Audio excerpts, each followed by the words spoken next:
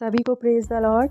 जय मसीह की। कैसे हैं आप सब। स्पिरिट ऑफ रेवलेशन चैनल पर मैं आप सभी का स्वागत करती हूं और मैं प्रभु का धन्यवाद करती हूं इस समय के लिए जो प्रभु ने आज मेरे जीवन में दिया कि मैं एक और बार परमेश्वर के वचन को आप सबके साथ शेयर करने वाली हो सकी।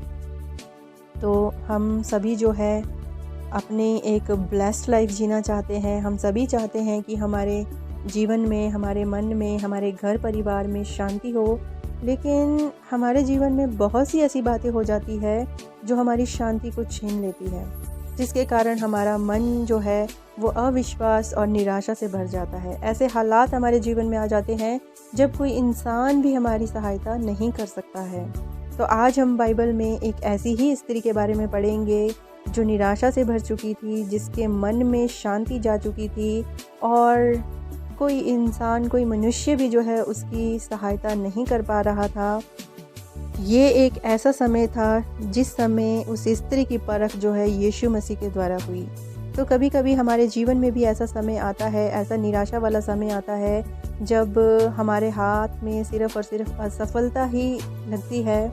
तो हमारी भी कभी कभी ऐसे समय में परख होती है, परीक्षा होती है, और उस समय में, उस परीक्षा में पास होने के लिए हमें किस चीज़ की ज़रूरत होती है वो आज हम इस स्त्री के जीवन से सीखेंगे।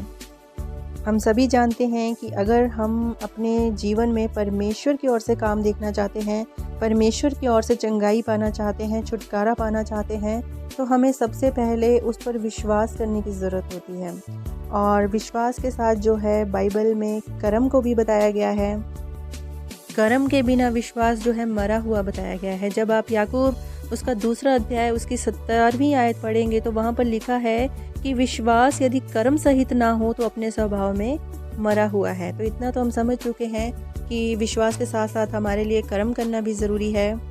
लेकिन विश्वास और कर्म के साथ साथ एक और ऐसी चीज़ है जो हमारा परमेश्वर हमसे चाहता है, और आप जानते हैं वो क्या चीज़ है। वो चीज़ है आपका अंगीकार, आपका कन्फेशन, आपकी कमिटमेंट खुदा के साथ। इसीलिए इब्रानियों 10:23 में लिखा कि हम अपनी आशा के अंगीकार को दृढ़ता से थामे रहे, क्योंकि जिसने प्रतिज्ञा की है वो सच्चा है।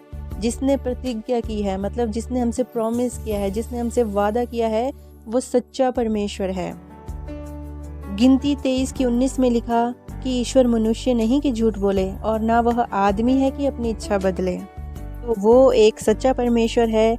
अगर हमें ज़रूरत है तो ज़रूरत है विश्वास और कर्म के साथ साथ अपनी आशा के अंगीकार को दृढ़ता से थामे रखने की। तो आज हम जिस स्त्री के बारे में पढ़ेंगे, उस स्त्री के जीवन में भी एक ऐसा समय आया था जब वह निराश थी, जब वह हर जगह से असफलता को देख रही थी, जब वह परेशानी में थी। और ऐसे समय में भी उस स्त्री ने जो है अपनी आशा के अंगीकार को दृढ़ता से थामे रखा। उसे यीशु मसीह के द्वारा बार बार नकारा गया, उसे अनसुना किया गया, उसको अनदेखा किया गया। उसके बाद भी उसने जो है विश्वास के साथ साथ अपनी जो आशा का जो अंगीकार था वह उसको दृढ़ता से थामे रही। तो आइए अब हम इस स्त्री के जीवन से सीखते हैं। जब आप मत्ती का 15वां अध्याय उसकी 21 से 28वीं आयत तक पढ़ेंगे तो वहाँ पर एक कनानी स्त्री के बारे में बताया गया है। वो कनानी स्त्री और यीशु मसीह की जो वार्तालाप है वहाँ पर बताई गई है। वहाँ लिखा है कि यीशु मसीह जो है सुर और सैदा के प्रदेश की ओर चल पड़े। तो ये एक ऐसा प्रदेश, एक ऐसा शहर था जो अन्य जातियों का शहर था, और वहाँ पर यीशु मसीह को जो है एक कनानी स्त्री मिलती है जो यूनानी थी, अर्थात जो अन्य जाति से थी।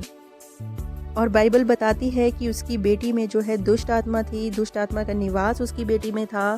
और जब उसने यीशु मसीह को देखा तो वो चिल्लाकर अपनी दया की गुहार लगाने लगी।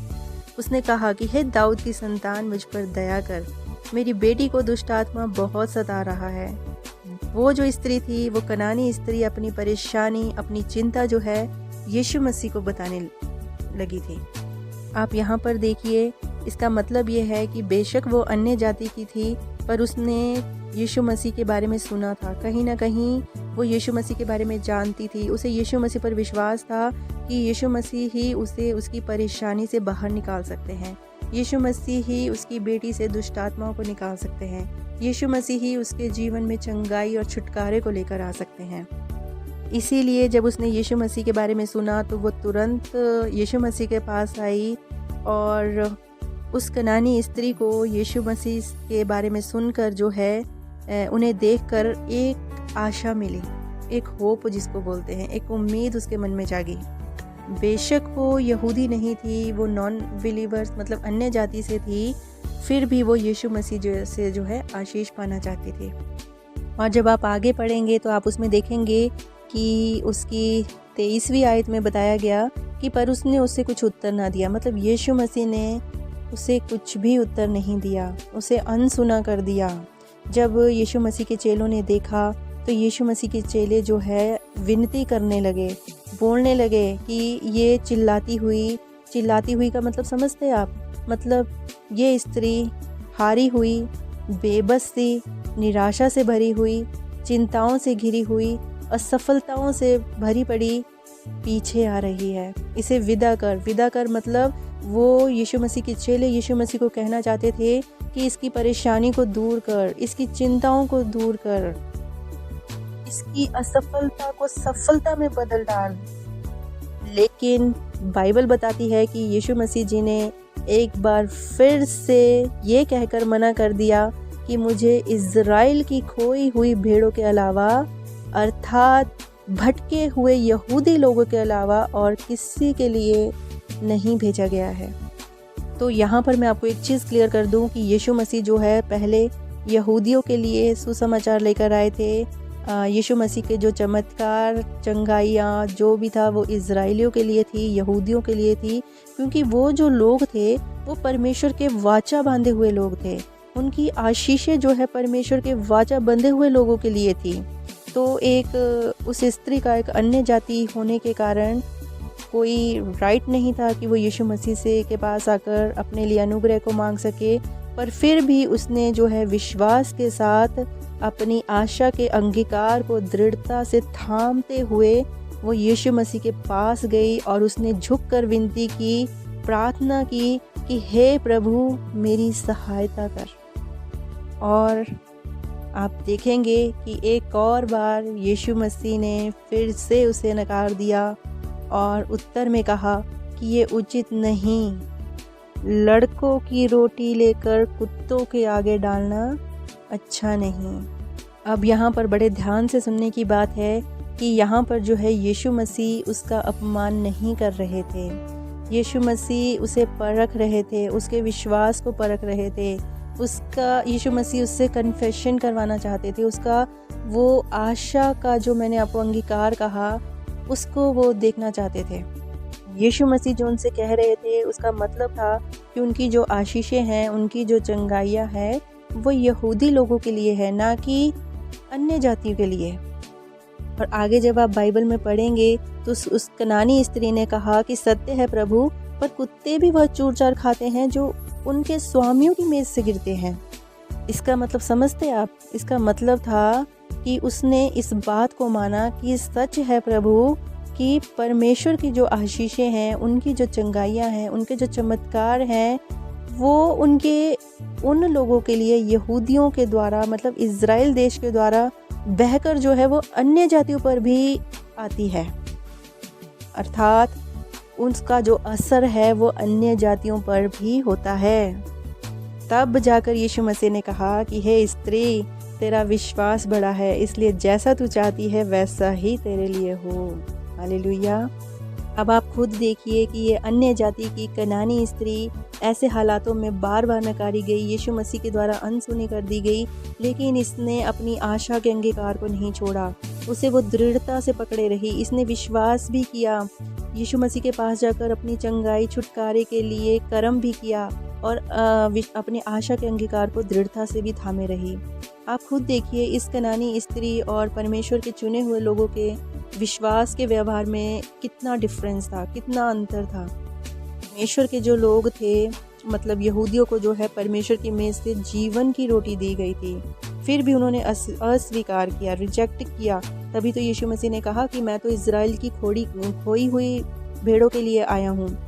और ये अन्य जाति की जो स्त्री थी, कनानी स्त्री थी, उस जीवन की रोटी के बचे हुए टुकड़ों को लेने के लिए भी तैयार थी। वो जानती थी कि ये जीवन की रोटी के बचे हुए टुकड़े उसका उद्धार कर सकते हैं, उसका जीवन बदल सकते हैं, उसके हालात बदल सकते हैं।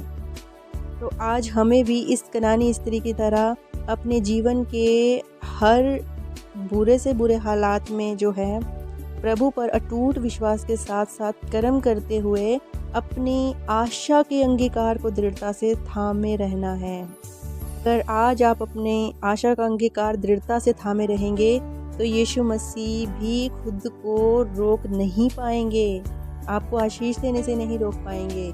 यीशु मसीह आपको भी इस कनानी स्त्री की तरह आपको भी यही कहेंगे कि जैसा तू चाहती है वैसा तेरे लिए हो। अगर आप चाहते हैं कि जैसा आप चाहते हो वैसा आपके जीवन में हो, तो आज आपको ज़रूरत है कि विश्वास और कर्म के साथ साथ आप आशा के अंगीकार को भी दृढ़ता से थामें। आपका कन्फेशन परमेश्वर के सामने होना चाहिए, आपकी कमिटमेंट खुदा के साथ होनी चाहिए, वो भी पूरे विश्वास के साथ। अगर ऐसा हुआ तो यीशु मसीह भी अपने आप को रोक नहीं पाएंगे आपकी आशीषों को आपको देने के लिए, जैसा कि इस स्त्री के लिए यीशु मसीह खुद को नहीं रोक पाए, जबकि उस समय सिर्फ यहूदियों के लिए जो है उन्हें भेजा गया था। तो मैं समझती हूँ कि आज के वचन से आप समझ चुके हैं कि परमेश्वर आज आपसे क्या कहना चाहते हैं। आज अगर आप अपने जीवन के किसी भाग में असफल है, कोई मनुष्य भी आपकी सहायता नहीं कर पा रहा है, आपको विश्वास भी है, कर्म भी आप कर रहे हैं, लेकिन फिर भी अगर आज आपकी प्रार्थना अनसुनी हो रही है, तो आज आपको ज़रूरत है उसी आशा के अंगीकार को दृढ़ता से थामे रहने की और विश्वास के साथ परमेश्वर के आगे कन्फेशन करने की, कमिटमेंट करने की। तो आज के वचनों से प्रभु आप सभी को सुपर ब्लेस करें। God bless you all. जय मसीह की।